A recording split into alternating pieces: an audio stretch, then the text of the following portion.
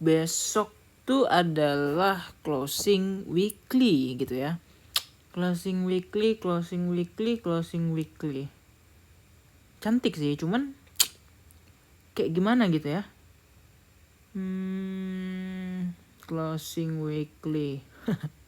Oke, jadi ini kalau kita perhatikan dari kita buka pakai daily aja lah ya. Kita buka pakai daily dan di dailynya ya mungkin ada reversal pattern di sebelah situ dan kita masih menunggu closing weekly. Nah, kalau closing weekly biasanya nih misalnya mau ngepam gitu ya. Nah, itu dibikin dump dulu baru ngepam. Nah, kalau misalnya mau ngedam sebaliknya juga dibikin pump dulu baru ngedam. Nah, ngedamnya itu bukan sekali ngedam tapi seperti bentuk continuous pattern gitu ya. Nah, kayak gini, continuous pattern itu adalah pattern yang habis ngedam kemudian dia naik lagi dikit gitu ya, membentuk retrace-nya, kemudian dia lanjutkan penurunannya. Nah, itu pattern dump gitu ya, continuous pattern. Nah, jadi kalau kita perhatikan ya, ini kalau misalnya ada large sell volume ya, sebelah sini ya bisa jadi si EMA 200-nya ini ketembus ke bawah, dan kalau misalnya EMA 200-nya ketembus ke bawah, nah bisa jadi dump-nya itu baru keras gitu ya. Karena kalau kita perhatikan ya, EMA 200 kalau misalnya udah breakout dia nggak bakal lama-lama stay above EMA 200 atau di atas EMA 200 kayak gini kan. Nah, ini reject nih contoh. Ini reject nih ya. Kemudian di sini mau coba tapi reject lagi nih, orang kira udah break dance gitu kan. Kemudian dibikinlah naik breakout di sebelah situ. Dan gitu juga dengan yang ini ya.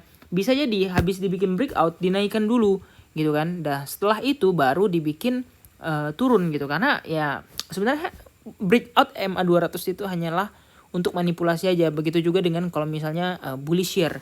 Di bullish shear kalau break dance dari EMA 200 orang kira wah gila ini kok udah break dance gitu. Padahal itu kan manipulasi doang. Yang mana bandar itu akumulasi di bawah tiba-tiba ngepump lagi terus trennya naik di atas EMA 200 gitu ya.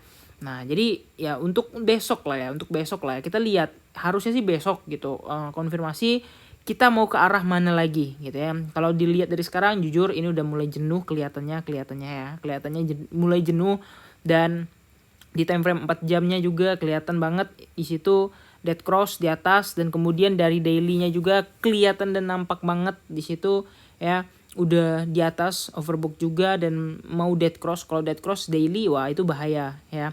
Ingat, kalau daily yang sampai dead cross itu bahaya. Kenapa? Kalian bisa lihat efek dead cross daily itu yang kayak gini, yang modelan kayak gini sampai di bawah, yang kayak bilang kayak gini sampai di bawah gitu ya. Nah, jadi dia efeknya jangka panjang itu lumayan berasa gitu sampai dia dengan reversal pattern berikutnya gitu. Nah, jadi kesimpulannya adalah ya mungkin aku akan nunggu sampai besok gitu kan, tapi tetap directionnya tetap short ya. Karena ya ini tuh udah biasa banget terjadi dengan yang dulu itu sama banget ya. Yang mana patternnya ya pastilah arahnya tuh jatuh, namanya juga bearish shear gitu kan. Nah, setelah bearish shear masuklah di fase accumulating phase yang mana ini udah masa untuk serok all in ya. Dan yang intinya tuh jatuh lah dulu ya.